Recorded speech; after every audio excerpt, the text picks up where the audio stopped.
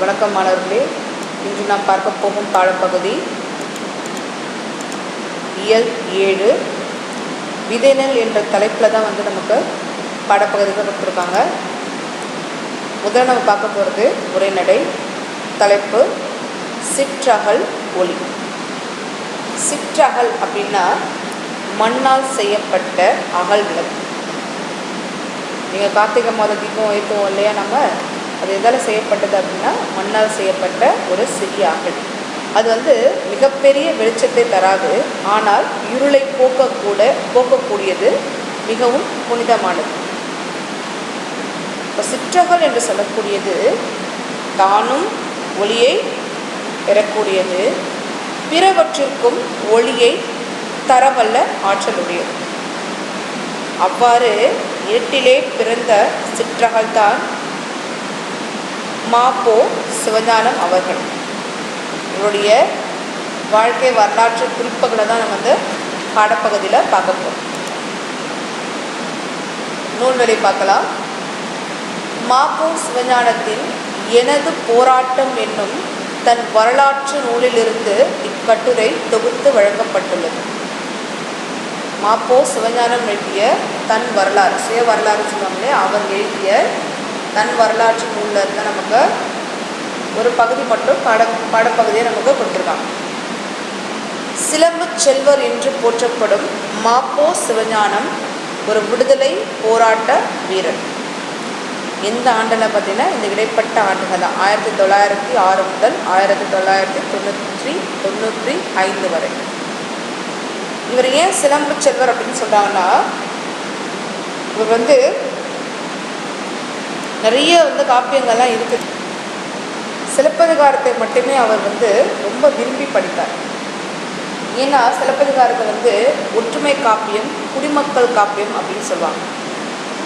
அப்படி ஒற்றுமையை நிலைநாட்ட வேண்டும், குடிமக்களை பாதுகாக்க வேண்டும் என்ற நோக்கோடு அவர் சிலப்பதிகாரத்தை முழுமையாக படித்து அறிந்து கொண்டார். அதனால தான் இவர் என்ன சொல்லுவாங்கன்னா சிலம்பு செல்வர் அப்படின்னு சொல்லுவாங்க. எல்லா இடத்துலையும் சிலப்பதிகாரத்தை மேற்கோளாக சொல்லுவார். மேடை பேச்சிலும் சரி, தன்னுடைய உரை வீச்சிலும் சரி, சிலப்பதிகார செயல்களை மேற்கோளாக அவர் சொல்லுவார். 1952 முதல் 1954 வரை சட்டமன்ற மேலவை உறுப்பினராகவும், 1972 முதல் 1978 வரை சட்டமன்ற மேலவை தலைவராகவும் பதவி வகித்துள்ளார். தமிழரசு கழகத்தை தொடங்கியவர். இப்போ இதெல்லாம் நமக்கு ஒரு மதிப்பு வினாக்களில் கேட்பாங்க. தமிழரசு கழகத்தை தொடங்கியவர் யார் அப்படின்னா, நீங்கள் யாரை எழுதணும்னா மாப்போ சிவஞானம் அப்படின்ட்டு எழுதணும். அதே மாதிரி சிலம்பு செல்வர் என்று போற்றப்படுபவர் யாருன்னா அவரும் மாப்போ சிவஞானம். நீங்கள் மாப்போசி அப்படின்ட்டு நினைவில் வச்சுக்கோங்க. அடுத்தது வள்ளலார் கண்ட ஒருமைப்பாடு என்னும் இவருடைய நூலுக்காக 1966 ஆண்டு சாகித்ய அகாதமி விருது பெற்றார். மாப்போசியோட வள்ளலார் கண்ட ஒருமைப்பாடு என்ற நூலுக்காக 1966 இவருக்கு சாகித்ய அகாதமி விருது கிடைக்குது. தமிழக அரசு திருத்தணியிலும் சென்னை தியாகராய நகரிலும் இவருக்கு சிலை அமைத்துள்ளது. இவரை பெருமைப்படுத்தும் விதமாக தமிழக அரசானது இவருக்கு சிலை வடித்துள்ளது. பாடப்பகுதி போகிறதுக்கு முன்னாடி நுழையும் முன் பார்க்கலாம். கதை கேட்கும் வழக்கம் சிறிய வயது முதல் அனைவருக்கும் இருக்கிறது. கேட்பது குறைந்து போய் கதை படிப்பது அதன் அடுத்த படிநிலை.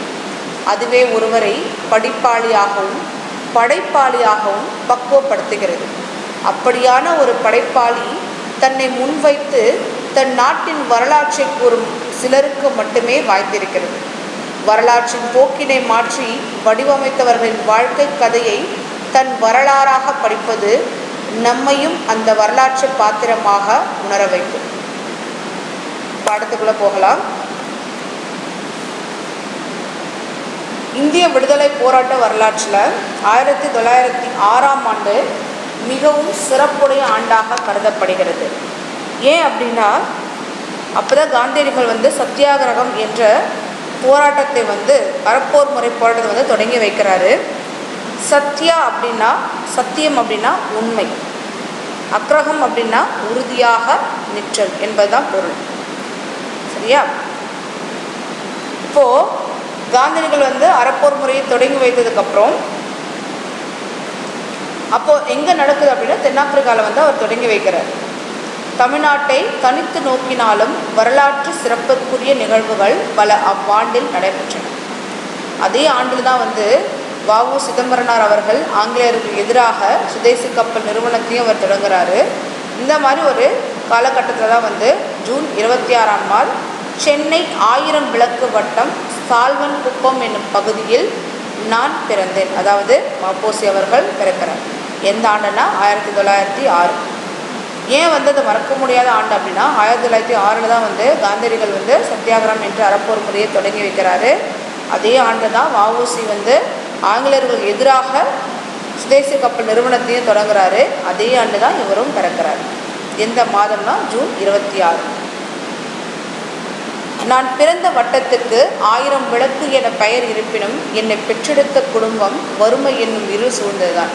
அவருடைய வறுமை வந்து எவ்வளோ அழகாக சொல்கிறாரு பாருங்க. அவர் பிறந்தது என்னமோ 1000 விளக்கு, ஒரு விளக்கு இருந்தாலே வந்து நிறைய வந்து வெளிச்சம் தரும். ஆனால் 1000 விளக்கு பகுதின்னு சொல்லும்பொழுது அது பிரகாசமாக இருக்கும். ஆனால் இருந்தாலும் என்னோடய குடும்பம் வந்து அந்த இடத்துல எப்படி இருக்குன்னா இருள் சூழ்ந்து இருக்குது.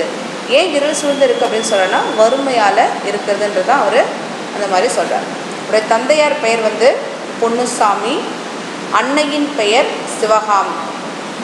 அவருடைய தந்தையார் பெயர் என்னது? பொன்னுசாமி, அன்னை பெயர் வந்து சிவகாமி. பெற்றோர் இவருக்கு இட்ட பெயர் வந்து ஞான பிரகாசம். நம்ம சிவஞானம் சொல்கிறோம் இல்லையா, ஆனால் அவரோட இயற்பெயர் வந்து ஞான பிரகாசம். சரபையர் என்ற முதியவர் இவருடைய பெயரை மாற்றி சிவஞானி அப்படின்னு இவரை கூப்பிட்றார். பின்னால் என்ன ஆகுது அப்படி பார்த்தீங்கன்னா சிவஞானி என்ற பெயரே வந்து கொஞ்சம் மாற்றம் அடைந்து சிவஞானம் அப்படின்ட்டு இவரை கூப்பிட ஆரம்பிக்கிறாங்க. இறுதியாக அந்த பெயரே வந்து அவருக்கு நிலையாக இருந்தது. அப்போ ஒரு குடும்பம் வறுமையில் இருக்கும் பொழுது அவரால் எப்படி வந்து கல்வி கற்க முடியும்? இதான் இதில் கொடுத்துருக்காங்க பாருங்கள். வறுமையால் இழந்த கல்வி. அவருடைய கல்வியும் கூட எதால் தடைப்படுது அப்படின்னு பார்த்தீங்கன்னா அவர் குடும்பம் வந்து மிக மிக வறுமையால் இருந்ததால் அவரால் தொடர்ந்து பள்ளிக்கு சென்று பாடங்களை படிக்க முடியவில்லை. அதனால் பள்ளி படிப்பை வந்து மிக குறுகிய காலத்திலேயே அவர் வந்து தன்னுடைய பள்ளி படிப்பையும் அவர் நிறுத்திடுறார்.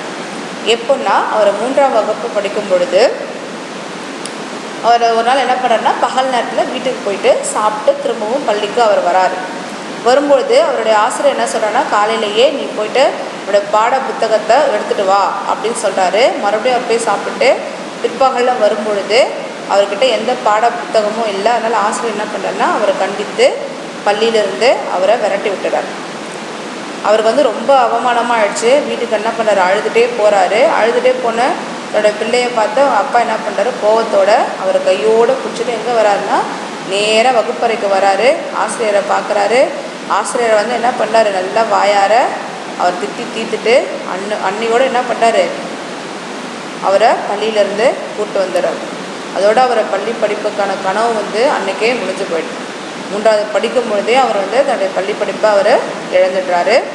ஆனால் அந்த காலத்தில் அப்போது தேவைப்பட்டது எது அப்படின்னு பார்த்திங்கன்னா, இப்போ நம்ம நிறைய பாடம்லாம் படிக்கிறோம் பார்த்திங்களா, ஆங்கிலம் படிக்கிறோம், தமிழ், ஆங்கிலம், அதுக்கப்புறம் நம்ம மொழி பாடங்களில் நிறைய நம்ம படிக்கிறோம் இல்லையா, அறிவியல், சமூகவியல், அதுக்கப்புறம் நிறைய மொழிகளை, வேற்று மொழிகளை கூட நம்ம கற்கிறோம். ஆனால் அப்போ தேவைப்பட்டது எது அப்படின்னா ஆங்கிலம், தமிழ்மொழி பாட புத்தகங்கள் மட்டும்தான் அந்த காலத்தில் தேவைப்பட்டது.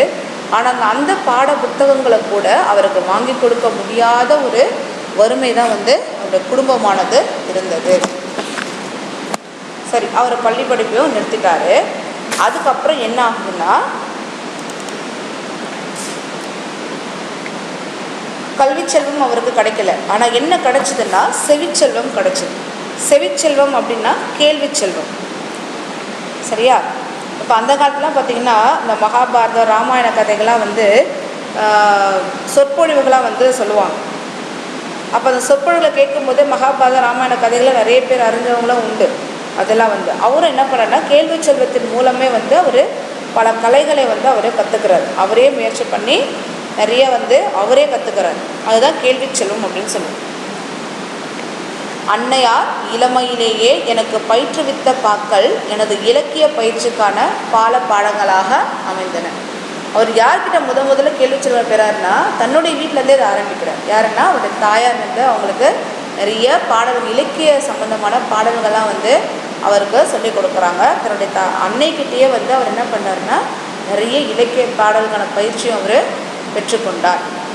அள்ளி அரசாணி மாலை, பவளக்கொடி மாலை ஆகிய அம்மானை பாடல்களை பாடுவார். அந்த நேரத்தில் என்னையும் சிறிது நேரம் அந்த நூல்களை படிக்க வைப்பார். அதனால் சந்த நயத்தோடும் எதுகை மோனையோடும் உள்ள அம்மானை பாடல்களை அடிக்கடி பாடி பாடி பிள்ளை பருவத்திலேயே இலக்கிய அறிவை வளர்த்து வந்தேன். என்ன பண்ணனா தன்னோட தாயார் வந்து இந்த அம்மானை பாடல்கள்லாம் பாடுறாங்க இல்லையா, அவர் என்ன பண்ணனா தன்னோட தாய்க்குடிய அந்த பாடல்கள் வந்து சந்த நயத்தோடு பாட ஆரம்பிக்கிறாரு. அதுக்கப்புறம் அந்த நூல்களை வந்து அவரும் கொஞ்சம் கொஞ்சம் முயற்சி செய்து அவரும் வந்து படிக்க ஆரம்பிக்கிறார். அப்படி கொஞ்சம் கொஞ்சமாக அவர் என்ன பண்ணார்னா நிறைய நூல்களை வந்து அவர் படிக்க ஆரம்பிக்கிறாரு. அவர் விரும்பி படித்தது எது அப்படின்னா சித்தர் பாடல்கள். சித்தர் பாடல்களை மட்டும் அவராகவே விரும்பி படித்து மனப்பாடம் செய்து பழகிறார். அதுக்கப்புறம் எப்படி அவருக்கு கேள்வி சொல்லும், எப்படி இலக்கிய அறிவு அவர் நிறைய அடைஞ்சார் அப்படின்னு பார்த்தீங்கன்னா சொற்பொழிவுகள். எங்கெல்லாம் சொற்பொழிவுகள் நடக்குதோ அங்கெல்லாம் என்ன பண்ணுவார்னா அந்த சொற்பொழிவு கேட்பதற்காக அவர் போவார். அப்படி அவருக்கு கிடைச்சதான் வந்து நிறைய இலக்கிய அறிவு. அப்போ அந்த சொற்பொழிவுகளை வந்து அவங்க வந்து நிறைய கருத்துக்கள்லாம் வந்து சொல்லுவாங்க இல்லையா, தொடர்ந்து என்ன பண்ணுவாங்க ஏதாவது ஒரு தலைப்படுத்திட்டு அது சம்மந்தமாக நிறைய வந்து கருத்துக்கள்லாம் சொல்லுவாங்க. அப்படி அவர்கள் சொல்லும் பொழுது அதில் அவர்கள் சொல்லக்கூடிய சிறந்த கருத்துக்களை மட்டும் அவர் என்ன பண்ணுறாருன்னா ஒரு ஏடில் வந்து அவர் ஒவ்வொரு நாளும் குறித்து வச்சுக்கிறார். ஒருவன் அறிவு விளக்கம் பெறுவதற்கு 2 வழிகள் உள்ளது. ஒருத்தர் வந்து தன்னுடைய அறிவுக்கான விளக்கத்தையும் தன்னுடைய அறிவை மேம்படுத்துவதற்கும் 2 வழிகள் உள்ளன. என்னென்னா, ஒன்று கல்வி, மற்றொன்று கேள்வி. ஒன்று அவன் என்ன பண்ணுவான், இந்த கல்வி என்பது செயற்கை கல்வி, நம்ம பள்ளிகளுக்கு சென்று நூல்கள் மூலமாக பெறக்கூடியது. மற்றொன்று என்ன அப்படின்னா கேள்வி செல்வம், பிறரின் வாயிலாக நாம் கேட்டு அறிவது, அதுதான் கேள்வி செல்வம் அப்படின்னு சொல்லுவாங்க. யான் முறையாக ஏற்றுக்கல்வி பெற இயலாமல் போனதால் ஏற்பட்ட இழப்பை ஈடு செய்ய கேள்வி ஞானத்தை பெறுவதிலேயே மிகுந்த ஆர்வம் காட்டினேன். இப்போ இருக்க பிள்ளைங்களாம் பார்த்திங்கன்னா பள்ளிக்கு வந்து குறிப்பிட்ட ஒரு சில செய்திகளை மட்டும் தான் சொல்லுவாங்க. அதையே வந்து அவங்களுக்கு படிக்கிறதுக்கு ஆர்வம் காட்ட மாட்டாங்க. ஆனால் சிறு வயதிலேயே தன்னுடைய பள்ளி படிப்பு தடைப்பட்டு விட்டது என்ற காரணத்திற்காக அந்த இழப்பை ஈடு செய்வதற்காக அவர் என்ன பண்ணார்னா கேள்வி ஞானத்தை தேடி தேடி பெறுவதிலேயே அவர் ஆர்வம் காட்டினார். சரியா? அப்போ கேள்வி ஞானத்தை பெருக்கிய பெருமையிலேயே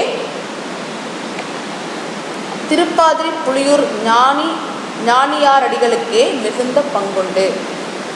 இதில் வந்து அவருக்கு கேள்வி செல்வம் கிடைப்பதற்கு மிகப்பெரிய பங்காற்றியவர் யார் அப்படின்னா திருப்பாதிரி புலியூர் ஞானியார் அடிகள். அவர் தான் இவருக்கு வந்து நிறைய உதவிகள்லாம் செஞ்சுருக்காரு. அவருக்கு மிக முக்கிய பங்கு உண்டு அப்படின்ட்டு சொல்கிறார். அடுத்தது இவர் வந்து ஒரு புத்தக பித்தன். பித்தன் அப்படின்னா கிறுக்கன்னு சொல்லுவாங்க இல்லையா, புத்தக பித்தன். நிறைய புத்தகங்களை படிக்கிறதுல வந்து ரொம்ப ஆர்வம் காட்டுவார். இப்போ இருக்க பிள்ளைங்களாம் என்ன பண்ணுவாங்க தெரியுமா, எதில் ரொம்ப ஆர்வம் காட்டுறாங்கன்னா திறன்பேசி கிறுக்கனாக இருக்கின்றனர். எப்போதுமே வந்து திறன்பேசியிலே வந்து அவங்க நேரத்தை வந்து அதிகமாக செலவிடுறாங்க. அதான் இப்போ இருக்க குழந்தைகள் இல்லையா. ஆனால் அவர் வந்து ஒரு புத்தக கிறுக்கன் அப்படின்னு சொல்லுவாங்க. எனக்கு உலகியல் அறிவு தோன்றிய நாள் தொட்டு இயன்றவரை தாய்மொழியிலேனும் நல்ல புலமை பெற்றிட வேண்டும் என்று விரும்பி அதற்காக இடைவிடாத முயன்று வந்திருக்கிறேன். சுருங்கச் சொன்னால் என் அறியாமையுடன் கடும் போர் நடத்தி இருக்கிறேன். ஒரு சிறு குழந்தை பள்ளிக்கு போகாமலேயே வந்து இவ்வளவு கேள்வி ஞானத்தோடு எப்படி விளங்க முடியும்? அப்போ என்ன பண்ண, அவர் தனக்கு இருக்கக்கூடிய அறியாமையை போக்க வேண்டும் என்பதற்காக நிறைய நூல்களை வந்து அவர் விரும்பி படிக்க ஆரம்பிக்கிறார். ஆனால் அப்படி அவர் நூல் வாங்குவதற்கு கூட போதிய பணமும் வந்து அவர்கிட்ட கிடையாது. பணம் இல்லாததால் அவர் பள்ளி படிப்பும் தடைப்பட்டது. புத்தகங்கள் இல்லாதனால எப்படி ஒரு புத்தகங்கள் படிக்கிறதுக்கு வந்து அதிகமாக பணம் செலவிட முடியும் இல்லையா. அப்போ என்ன பண்ணார்னா பழைய புத்தகங்கள்லாம் விற்பாங்க இல்லையா, அந்த கடைகள்லாம் போய்ட்டு அவருக்கு என்னென்ன புத்தகங்கள்லாம் அவர் விரும்பி படிப்பாரோ அந்த புத்தகங்களை மட்டும் ரொம்ப குறைவான விலைக்கு வாங்குவதாக அந்த வழக்கத்தில் வந்து அவர் வச்சுருந்தார். புதிய புத்தகங்களுக்கு வந்து நம்ம அதிகமான பணம் செலுத்த வேண்டியிருக்கும் இல்லையா. ஆனால் பழைய புத்தகங்கள் வந்து சின்ன சின்ன கடைகளில் வந்து நமக்கு தேவையான புத்தகங்கள் இருக்கும். அப்போ அது வந்து விலை குறைவாகவே கிடைக்கும் இல்லையா. அப்போ என்ன பண்ணுறாருன்னா அந்த மாதிரி பழைய புத்தகங்களை வந்து அவர் தேடி படிக்க ஆரம்பிக்கிறார். அந்த புத்தகங்களை எப்படி வாங்குறாருன்னு பாருங்கள். உணவுக்காக வைத்திருக்கும் பணத்தில் புத்தகங்களை வாங்கிவிட்டு பல வேலைகளில் பட்டினி கிடந்திருக்கிறேன். அந்த அளவுக்கு அவருக்கு புத்தகங்களை படிக்க வேண்டும் என்ற ஆர்வம். ஆனால் என்ன பண்ணுறாருனா தன்னுடைய உணவுக்காக வச்சுருக்க பணத்தில் கூட அவர் என்ன பண்ணுறாரு, புத்தகங்களை வாங்கி வச்சுட்டு நிறைய வேலை வந்து அவர் பட்டினியாகவே இருக்கிறார். என் வாழ்நாளில் நானாக முயன்று சேர்த்து வைத்துள்ள சொத்துக்கள் என்னிடம் உள்ள பல்லாயிரக்கணக்கான நூல்களை தவிர வேறு இல்லை. அவர் சேர்த்து வைத்த மிகப்பெரிய சொத்தா எதை சொல்கிறாருன்னா அவரிடம் இருக்கக்கூடிய பல ஆயிரக்கணக்கான நூல்கள் தான், இதை தவிர என்கிட்ட வேறு எதுவுமே இல்லை அப்படின்னு சொன்னார். சரியா. இவர் வந்து ஒரு புத்தக பித்தன். தனக்கு தேவையான புத்தகங்களை வந்து என்ன பண்ணுறாரு, தன்னுடைய உணவுக்கு கூட இல்லாமல் அந்த பணத்தை சேமித்து வைத்து புத்தகங்களை வாங்கி சேமிப்பதை அவர் வந்து வழக்கமாக வைத்திருக்கிறார். அந்த அளவுக்கு புத்தகங்களை படிப்பதில் அவர் வந்து ஆர்வம் காட்டியிருக்கிறார். இப்போ இருக்க பிள்ளைங்களாம் வந்து இருக்கிற ஒரு பாட புத்தகத்தை படிக்கிறதுக்கு கூட ஆர்வம் காட்ட மாட்டாங்க. இதெல்லாம் பார்த்து நீங்கள் தெரிஞ்சுக்கணும். சரியா. நீங்கள் வந்து நிறைய நூலை தேடி தேடி படிக்கணும்னு அவசியம் கிடையாது. இப்போ உங்கள்கிட்ட இருக்கிற பாடநூலை நீங்கள் முழுமையாக படித்தாலே உங்களுக்கு போதும். அடுத்தது பேராய கட்சி.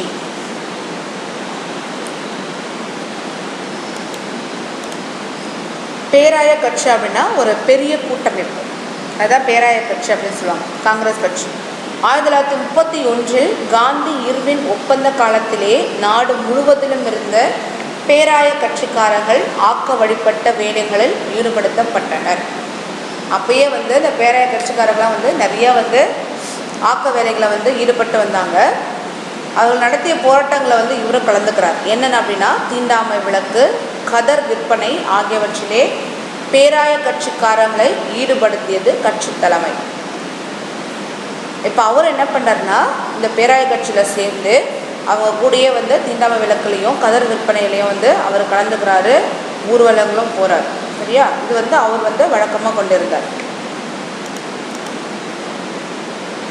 இப்போ இதெல்லாம் வந்து ஆங்கிலேயருக்கு எதிரான ஒரு போர் தானே. தீண்டாமை இயக்கம் இதெல்லாமே ஆங்கிலேயருக்கு எதிரான ஒரு இது.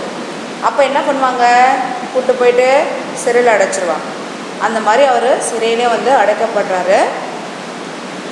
30/9/1932 தமிழா துள்ளி எழு என்னும் தலைப்புடைய துண்டறிக்கை ஒன்றை கடற்கரையில் குழுமியிருந்த மக்களிடையே வழங்கியதற்காக நான் சிறையிலிடப்பட்டேன். அதாவது ஆங்கிலேயரோட ஆட்சியை வந்து கடுமையாக விமர்சனம் செய்து ஒரு துண்டு அறிக்கை வந்து வெளியிடுறாரு. தமிழா துள்ளி எழு அப்படின்ற தலைப்பில் வந்து ஒரு துண்டு அறிக்கையை வெளியிடுறாரு. அதாவது அதில் என்ன இருக்கும் அப்படின்னா, பழங்காலத்திலே பாண்டியன் ஆண்ட பெருமை கூறி, சோழன் ஆண்ட சிறப்பை சொல்லி, சேரன் ஆண்ட மாண்பினை காட்டி, நம் அருமை தமிழ்நாடு ஆங்கிலேயருக்கு அடிமைப்பட்டிருந்த சிறுமையையும் நினைவூட்டி விடுதலை போரில் ஈடுபட வருமாறு தமிழருக்கு அழைப்பு விடுத்திருந்தேன். அவற்றை நானும் வேறு சில தோழர்களும் சேர்ந்து நூற்றுக்கணக்கான பிரதிகளை கையாலேயே எழுதினோம். அவர் என்ன பண்ணுறாருன்னா ஆங்கிலேயருக்கு எதிராக கடுமை விமர்சனம் செய்து துண்டு அறிக்கையை வெளியிடுறாரு. வெளியிட்டு என்ன பண்ணுறாரு அப்படின்னா அவர் கையாலே எழுதுகிறாங்க. அதெல்லாம் வந்து என்ன பண்ணுறாங்கன்னா இப்போ தான் அச்சு கொடுக்கறது நிறையா இருக்குது இல்லையா, பிரதி எடுக்கிறது. ஆனால் அப்போ எதுவுமே இல்லை. அப்போ என்ன பண்ணாருன்னா அந்த துண்டு பிரசுரங்களை அவரும் நண்பர்களும் சேர்ந்து கையாலவே அதை எழுதி அங்கே இருக்கக்கூடிய போராட்டத்தில் அங்கே இருக்கக்கூடிய மக்களுக்கு அவர் கொடுக்குறாங்க. அவர் இது வந்து அவர் எதிர்பார்த்து செய்வது தான். ஏன்னா ஆங்கிலேயருக்கு எதிராக ஒரு போராட்டம் நடக்கும்போது கண்டிப்பாக ஆங்கில அரசு வந்து நம்மளை கைது செய்யும் அப்படின்றது அவர் அறிந்த ஒரு விஷயந்தான். ஆனால் இருந்தாலும் அவர் பண்ணுறாரு. அதே மாதிரியே காவலர்கள் என்ன பண்ணுறாங்கன்னா அவரை கைது செய்து சிறையில் அடைக்கிறாங்க. 3 மாத கடுங்காவல் தண்டனை அவருக்கு கொடுக்குறாங்க. 300 ரூபாய் அபராதமும் அவருக்கு விதிக்கிறாங்க. ஆனால் அந்த 300 ரூபாய் அபராதத்தை கட்ட தவறும் பொழுது மேலும் 3 மாத கடுங்காவல் தண்டனை கிடைக்கும்னு சொல்கிறாங்க. ஆனால் அவர் 300 ரூபாய் என்பது அவருக்கு மிகப்பெரிய ஒரு தொகை இல்லையா. ஏன்னா அவரும் வறுமையில் இருந்தார், அவரோட குடும்பமும் வறுமையில் இருந்தாங்க. அப்போ என்ன பண்ணார்னா மேலும் 3 மாதங்களை சேர்த்து 6 மாதம் கடுங்காவல் தண்டனையை வந்து அவர் அனுபவிக்கிறார். இதில் அவருக்கு ஒரு சின்ன சந்தோஷம். ஏன்னா அவருக்கு சிறையில் 3 வேளையும் உணவு கிடைக்குது. ஆனால் இருந்தாலும் கூட அவர் சாப்பிடும்போது தன் குடும்பத்தை தான் யோசிக்கிறார். நாம் வந்து இங்கே 3 வேளை சாப்பாடு, அங்கே சாப்பாடு வந்து நல்லதாக கிடைக்காது, அது வேறு, நல்ல உணவு கிடைக்காது தான். ஆனால் 3 வேளை சாப்பாடு கிடைக்கும். அது வந்து எந்த அளவுக்கு வந்து சிறந்த உணவு அப்படின்னா சொல்ல முடியாது. ஓரளவுக்கு உண்ணக்கூடிய சாதாரண எளிமையான உணவுகள் தான். ஆனால் அதுவே இல்லாமல் அவரோட குடும்பம் வந்து கஷ்டப்படுது அப்படின்றத வந்து அவரை நினச்சிட்டே வந்து சிறையில் தரப்படுற அந்த உணவை கூட அவரால் மன நிறைவோடு அவருக்கு சாப்பிட முடியலை. 1942 ஆகஸ்ட் 8ஆம் நாள் இந்திய வரலாற்றில் பொன் எழுத்துக்களால் பொறிக்கத்தக்க புனித நாள் அப்படின்னு சொல்கிறார். ஏன் அப்படின்னா, அன்றுதான் இந்தியாவை விட்டு வெள்ளையனே வெளியேறு என்ற தீர்மானத்தை பம்பாயில் கூடிய அகில இந்திய பேராய கட்சி ஒரு மனதாக நிறைவேற்றியது. எல்லாருமே வந்து ரொம்ப மகிழ்ச்சியாக இருக்கிறாங்க. தேசமே வந்து புதுசாக ஒரு புத்துயிர் பெற்றது போல் ஒரு உணர்வு எல்லாருமே ஏற்படுது. ஆனால் இவர் வந்து என்ன பண்ணுறாருன்னா, அந்த போராட்டத்தில் பல தலைவர்களை கைது பண்ணுறாங்க இல்லையா, அதில் வந்து இவரும் கைதாகிறாரு. ஆகஸ்ட் 13ஆம் நாள் வந்து வேலூர் சிறைச்சாலையில் அவர் அடைக்கப்படுறார். அங்கே வந்து யார் யாரை பார்க்குறாருன்னா, காமராசர், தீரர் சத்தியமூர்த்தி, பிரகாசம் உட்பட தென்னகத்தின் முன்னணி தலைவர்கள் பலரையும் வந்து அவர் அங்கே பார்க்குறாரு. ஆனால் அவரை அடைத்து வைத்திருந்தாங்க இல்லையா, இந்த சிறைச்சாலை எப்படி இருக்குன்னா, மேற்கூரை வந்து துத்தநாக தகடுகளால் ஆனது. அது வந்து எப்படின்னா அதிகமான வெப்பத்தை ஈர்க்கக்கூடியது, வெப்பத்தை வெளியிடக்கூடியது. இந்த கூரை வந்து அப்படி தான் இருக்குது. அதுவும் வந்து கோடைக்காலம் அப்படின்னு சொன்னாலே வெப்பம் அதிகமாக இருக்கும். அப்போ அந்த வெப்பத்தை வந்து துத்தநாக தகடுகள் வந்து ஈர்த்து கொடுக்கும் பொழுது எவ்வளவு வெயில் வந்து எவ்வளோ குறுக்க வந்து அங்கே இருக்கும். அங்கே வந்து மின்சார விசிறி கூட கிடையாது.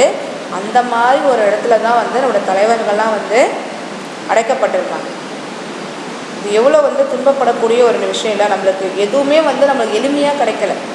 நிறைய போராட்டங்கள், நிறைய உயிர் தியாகங்கள், நிறைய பேர் சிறைச்சாலை இறந்தும் போயிருக்கிறாங்க. இந்த மாதிரி நிறைய தியாகங்கள்லாம் வந்து நடந்திருக்கு. அதுக்கப்புறம் தான் நம்மளுக்கு சுதந்திரம் என்ற ஒன்றை நம்ம வந்து இன்னை வரைக்கும் நம்ம என்ன பண்ணுறோம், இனிப்பு கொடுத்து கொண்டாடுறோம். இனிப்புகளை மட்டும் பகிர்ந்து கொள்வது அல்ல, நமக்காக போரிட்ட தலைவர்களையும் அவர்கள் செயல்களையும் வந்து நினைவு கூர்ந்து தேசத்தின் மீது பற்றோட நாமளும் இருக்கணும். சரியா? அடுத்தது தமிழகம் பற்றிய கனவு. போராட்டம் நடத்துகிறாங்க. இந்தியா வந்து விடுதலை அடைந்துருச்சு. 1947ஆம் ஆண்டு 15ஆம் நாளன்று சென்னை மாநகரில் விடுதலை விழா கொண்டாடி முடிந்ததும் மறுநாள் காலை நாங்கள் ஒரு குழுவாக வடக்கெல்லைக்கு சென்றோம். ஏன்னா தமிழகத்தை வந்து மீட்டெடுக்க வேண்டும் என்பதற்காக இவங்க வந்து வடக்கெல்லை போராட்டங்களும் நடத்துகிறாங்க. யாரோட தலைமையில் அப்படின்னு பார்த்தோம்னா, ஆசிரியர் மங்களம் கிழார் அவருடைய தலைமையில் தான் வந்து அந்த வடக்கெல்லை போராட்டமும் நடக்குது. அவர் யாருன்னா, அவர் வந்து ஒரு சிறந்த தமிழ் அறிஞர். இப்போ இதில் என்ன நடக்குது அப்படின்னா, இந்தியா விடுதலை அடைஞ்சதுக்கப்புறம் வந்து அதை வந்து ஒரு மொழி வாரியாக பிரிக்கிறாங்க. ஏன் மொழி வாரியாக பிரிக்கிறாங்க அப்படின்னா, அப்படி பிரிக்கும் போது மட்டும்தான் மொழியும் நாடும் வளர்ச்சி அடையும் அப்படின்ற ஒரு கருத்து இருந்தது. அந்த தீர்மானமும் நிறைவேற்றப்பட்டது. மொழி வாரியாக நாடையும் வந்து பிரிச்சுட்டாங்க. இன்னும் முன்னாடி எப்படி இருந்ததுன்னு பார்த்திங்கன்னா, இந்த மதராஸ் மாகாணம் வந்து 3 பகுதியாக, அந்த மதராஸ் மாகாணம், ஆந்திர பகுதி, கேரள பகுதி அப்படின்ட்டு இணைந்து இருந்தது. இந்த மொழி வாரியாக பிரித்ததுக்கப்புறம் ஆந்திர பகுதி தனியாகவும் கேரள பகுதி தனியாகவும் தமிழகம் தனியாகவும் வந்து பிரிக்கப்பட்டது.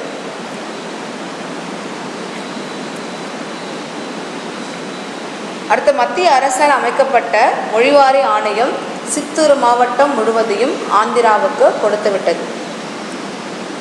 சித்தூரை வந்து ஆந்திராவுக்கு இப்போ வந்து அது தமிழகத்தை வந்து பிரிக்கிறாங்க இல்லையா, பிரிக்கும்பொழுது அதுக்கான போராட்டம் நடக்குது. எங்களுடைய தமிழக எல்லை பகுதியில் இருக்கக்கூடிய இடங்களை வந்து தமிழகத்துக்கு தான் ஒப்படைக்கணும் அப்படின்ட்டு சொல்கிறாங்க.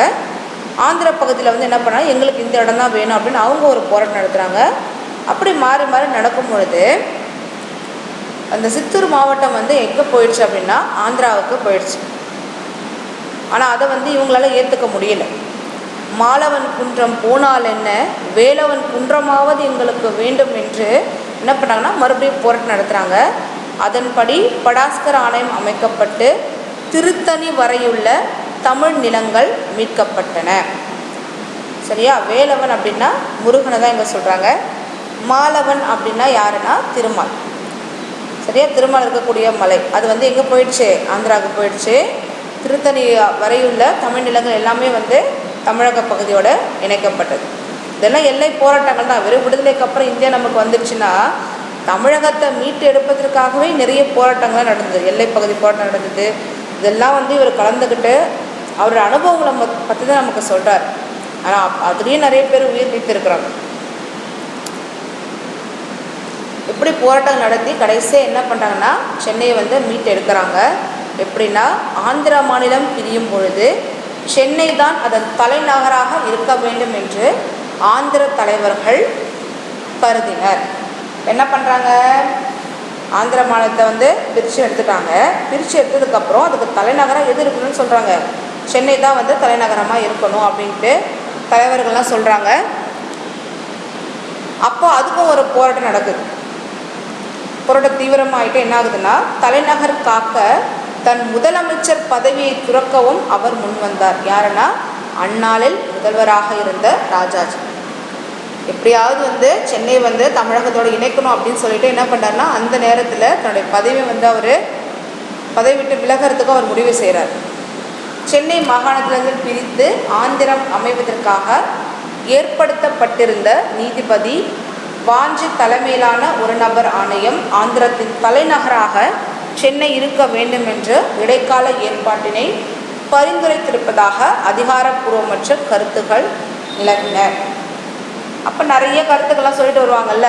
அதிகாரப்பூர்வமாக வந்து சென்னை வந்து ஆந்திரத்தோடு இணைக்கப்பட்டது, இணைக்கக்கூடிய முயற்சிகள் நடைபெற்று வருது அப்படின்னு நிறைய கருத்துக்களை வந்து அங்கே சொல்லிட்டு வருது. ஆனால் இறுதி என்ன நடக்குது அப்படின்னா எல்லாரும் வந்து போராட்டத்தை வந்து அங்கங்கே வந்து போராட்டம் நடக்க ஆரம்பிக்கிறது. சென்னை பற்றிய தீர்மானத்தை முன்மொழிந்து தலையை கொடுத்தேனும் தலைநகரை காப்போம் என்று முழங்கினேன். அதுலேயே வந்து மாப்போசி ஐயா வந்து கலந்துக்கிறாரு. என்ன சொல்கிறாருன்னா என்னோட தலையை கொடுத்தாவது தலைநகரை நாங்கள் மீட்டெடுப்போம் அப்படின்னு சொல்லிட்டு போராட்டம் நடத்துகிறாங்க. தீர்மானமோ போராட்டத்தில் வெற்றியாக தீர்மானம் நிறைவேற்றப்பட்டது. நடுவண் அரசு கடைசி என்ன பண்ணாங்கன்னா 25/3/1953 அன்று நாடாளுமன்றத்தில் பிரதமர் நேரு நடுவண் அரசின் சார்பில் அதிகாரப்பூர்வமாக உறுதிமொழி ஒன்றை வெளியிட்டார். அதன்படி ஆந்திர அரசின் தலைநகரம் ஆந்திர நாட்டின் எல்லைக்குள்ளேயே அமையும் என்று உறுதியளிக்கப்பட்டது. சென்னை தமிழருக்கே என்பதும் உறுதியானது. சென்னை மீட்டெடுப்பதற்காகவும் நிறைய போராட்டங்கள் நடத்துகிறாங்க. இறுதியாக வந்து சென்னையை வந்து அவங்க மீட்டெடுக்கிறாங்க. ஆந்திர நாட்டு எல்லைக்குள்ளே இருக்கிறது மட்டும்தான் ஆந்திர தலைநகரம் அமையும் அப்படின்ற முடிவும் அங்கே எடுக்கப்படுது. வடக்கெல்லை போராட்டத்தில் கலந்துட்டு சென்னை மீட்டு தந்த அவர் அடுத்து எந்த போராட்டத்தில் கலந்துக்கிறாருன்னா தெற்கெல்லை போராட்டத்திலே அவர் வந்து கலந்துக்கிறார். அதிலே வந்து நிறைய பேர் பங்கெடுத்துக்கிறாங்க. 1953-54 ஆண்டுகளில் தெற்கெல்லை பகுதிகளை கேரள முடியாட்சியிலிருந்து மீட்கவும் போராடினோம். இப்போ கேரளாவிலேருந்து முதல்ல ஆந்திராவில் வந்து போராடி சென்னையை மீட்டாச்சு. அப்புறம் என்ன பண்ணான்னா கேரள முடியாட்சியிலேருந்து தமிழக பகுதியில் போராடுவதற்காக தெற்கெல்லை போராட்டம் நடக்குது. இதுலேயும் வந்து நிறைய பேர் கலந்துக்கிறாங்க. துப்பாக்கி சூடு நடக்குது. திருவிதாங்கூர் ஆட்சியில் வந்து துப்பாக்கி சூடு நடத்துகிறாங்க. அதில் வந்து தமிழரசு கழக தோழர்களான தேவசகாயம், செல்லையா ஆகியோர் வந்து உயிரிழக்க நேரிடுகிறது. இப்படி போராட்டங்கள் நடந்ததுக்கப்புறம் திருவிதாங்கூர் ஆட்சியும் முடிவுக்கு வருது. கேரள மாநிலம் உருவாகுது. அப்போ வந்து என்ன ஆகுதுன்னு பார்த்தோன்னா தமிழர்கள் மிகுதியாக வாழக்கூடிய தேவிக்குளம், பீர்மேடு, தோவாலை, அகத்தீஸ்வரம், கல்குளம், விளவங்கோடு, நாகர்கோயில் ஆகிய பகுதிகளை வந்து தமிழகத்தோடு சேர வேண்டும் என்று தமிழரசு கழகம் போராட்டத்தை தொடங்கியது. அடுத்த ஒரு போராட்டத்தை தொடங்குறாங்க. ஏன்னா தமிழர்கள் மீதியாக வாழக்கூடிய இந்த பகுதிகள்லாம் வந்து தமிழகத்தோட இணைக்கணும் அப்படின்னு சொல்லிட்டு. அதுக்கப்புறம் பசல் அலி ஆணையம் நடுவண் அரசுக்கு தந்த பரிந்துரை 1955 ஆண்டு அக்டோபர் 10 வெளியானது. அந்த பரிந்துரையில் மாநிலங்களை மொழி வாரியாக பிரித்து அமைக்கும் கொள்கை ஒப்புக்கொள்ளப்பட்டதோடு சென்னை மாநிலத்தில் உள்ள மலபார் மாவட்டத்தை கேரளத்தோடும், திருவிதாங்கூர், கொச்சி ராஜ்யத்திலிருந்த கல்குளம், விளவங்கோடு இந்த பகுதிகளாக தமிழ்நாட்டோடும் இணைய வேண்டும் என்று குறிப்பிட்டிருந்தது. இப்போ அடுத்து என்ன பண்ணுறாங்கன்னா, தமிழக பகுதிகளை இணைக்கிறதுக்கு போராட்டம் நடத்துகிறாங்க இல்லையா, அதுக்கப்புறம் அதையும் பரிசீலித்து அதுவும் ஒரு முடிவுக்கு வருது. தமிழக பகுதிகளோட அதுவும் இணைக்கப்படுது. இருந்தாலும் தேவிக்குளம், பீர்மேடு இந்த பகுதிகள் கேரள அரசோட இணைக்கப்படுது. புறநானூற்றிலும் சிலப்பதிகாரத்திலும் தமிழகத்தின் வடக்கெல்லை வேங்கட மலையாகவும் தெற்கெல்லை குமரி முனையாகவும் கூறப்படுவதை படித்தபோது எனது நெஞ்சம் இரும்பூது எய்தியது. மலையும் கடலும் ஒரு நாட்டின் இயற்கை எல்லைகளாக அமைவதென்பது அந்த நாட்டின் தவப்பயனாகும். அந்த தெய்வீக எல்லைகளை ஓரளவேனும் தமிழகம் திரும்ப பெற்றது என்பதே என் வாழ்நாள் மகிழ்ச்சியாகும். இவர் நிறைய போராட்டங்களை கலந்துக்கிட்டாலும் முக்கியமாக தமிழகத்தோடைய எல்லை பகுதியில் மீட்டெடுப்பதற்காக தான் அவருடைய போராட்டம் முக்கிய பங்காக இருந்துள்ளது. சரியா? இப்போ இதில் இந்த பாடம் நீங்கள் மறுபடியும் புத்தகத்தை முழுசாக எல்லாத்தையும் நீங்கள் படித்த பார்த்தா தான் உங்களுக்கு அது முழுமையாக உங்களுக்கு புரியும். சரியா? அதனால் நீங்கள் இதோட விட்டுடாதீங்க. உங்களோட புத்தகத்தை ஒரு தடவைக்கு 2 தடவை வாசித்து பாருங்கள். இதில் குருவினா கொடுத்துருக்காங்க. வறுமையிலும் படிப்பின் மீது நாட்டம் கொண்டவர் மாப்போசி என்பதற்கு சான்று தருக அப்படின்ட்டு. அவர் எப்படி படிப்பின் மீது ஆர்வம் கொண்டு அவர் என்னென்ன பண்ணார் அப்படின்றதுக்கு ஒரே ஒரு சான்றை நீங்கள் கொடுக்கணும்.